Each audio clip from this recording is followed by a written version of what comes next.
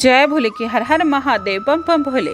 आज मैं आपको सुख सागर 5वें स्कंद का 9वां अध्याय सुना रही हूँ। सुनिए। पुनि ब्राह्मण कुल में लिया जन्म भरत भरतार, सो पावन इतिहास में कहूँ सहित विस्तार। सुने।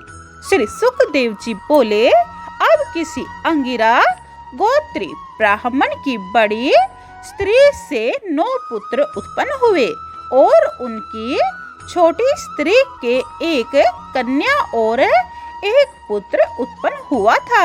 वह परम भागवत त्यागे हुए मृग शरीर वाले भरत जी ही थे।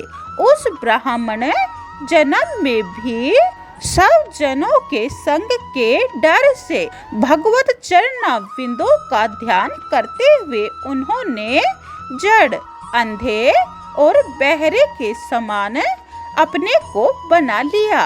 पिता ने भरत के उपनयन तक सब संस्कार करके सोच, आचमन आदि के नियमों की शिक्षा दी। भरत जी भी पिता के आग्रह के कारण उन सब नियमों को बेमन से करने लगे, परंतु उनमें उनकी निष्ठा नहीं थी। केवल पिताजी असंतुष्ट न हो, इसीलिए कुछ कुछ बेमन से कर लेते थे। कुछ समय बाद भरत जी के पिता समय आने पर मृत्यु को प्राप्त हो गए। तब फिर छोटी स्त्री अपनी शोध पर कन्या पुत्रों का भार छोड़कर पति के साथ सती हो गई। इस प्रकार पिता के मर जाने पर 9 भाइयों ने भरत के प्रभाव को न जानकर उनका पढ़ना लिखना बंद कर दिया। वह भरत जी बड़े आत्मज्ञानी थे।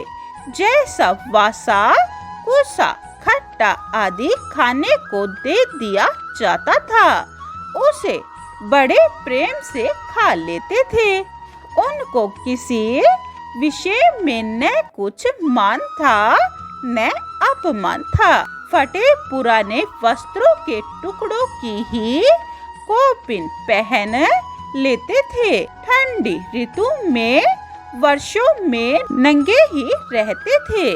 बैल की तरह मोटे हष्ट पुष्ट मैला जनेऊ पहन कर मूर्ख जनों को वह नीच ब्राह्मण की तरह तथा पागल की तरह मालूम कहते थे। बड़े भाई जब उनको धानी के खेत की धूल को एक सी करने के लिए भेजते थे तो वे बड़ी खुशी से खाने के लोभ में आकर चले आते थे।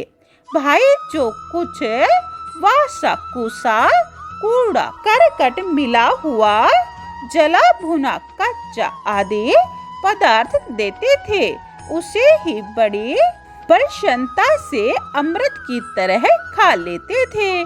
फिर एक दिन की बात है कि चोरों का राजा पुत्र प्राप्ति की इच्छा से भद्रकाली देवी पर पशु की बलि दे रहा था कि उसी समय एकदम भागते हुए एक पशु की खोज में उन चोरों के राजा के दूत आधी रात पर तेजी से भागे, परंतु उस पशु को न पाकर खेत की रखवारी में लगे हुए इन जड़ भरत को देख रस्सियों से बांध प्रसन्न होकर चंडिका देवी पर ले आए।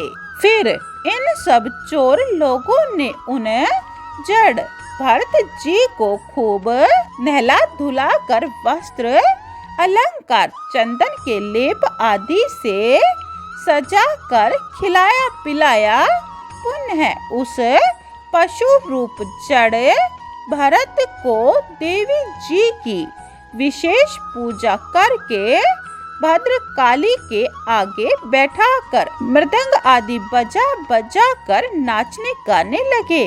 फिर चोरों के राजा के पुरोहित ने भरत जी के रक्त को भद्रकाली देवी की भेंट करने की इच्छा से उनका सिर काटने के लिए मंत्र से अभिमंत्रित तलवार को जो उठाया कि उसी समय देवी अपने तेज पुंज वाले शरीर से मूर्ति से बाहर निकल क्रोध से लाल लाल नेत्र किए भयानक मुंह किए पुरोहित के हाथ से तलवार को छुड़ाकर बड़ी भारी गर्जना करके उन सब पापियों के सिरों को काट कर उनके अत्यंत गर्म लोहू को अपने गणों के संग खूब पान करने लगी और उनके कटे हुए मस्तकों से अपने गणों के साथ गेंद खेलती हुई देवी जी खूब नाचने और विहार करने लगी। हे राजन, इस प्रकार महात्माओं में किए हुए अपराध को स्वयं ही भोगना पड़ता है। निर्भय विष्णु भगवान के चरण कमलों के आश्रय के करने वाले को कौन मार सकता है। 9वां अध्याय समाप्तम। जय भोले की 10वां अध्याय यह आप दूसरी वीडियो में सुने। बोलिए ओम नमः भगवते वासुदेवाय। अगर आपको पूरी शिव महापुराण और सुख सागर सुननी है तो यह चैनल सब्सक्राइब कर ले और कमेंट में जय भोले की लिखें। जय भोले।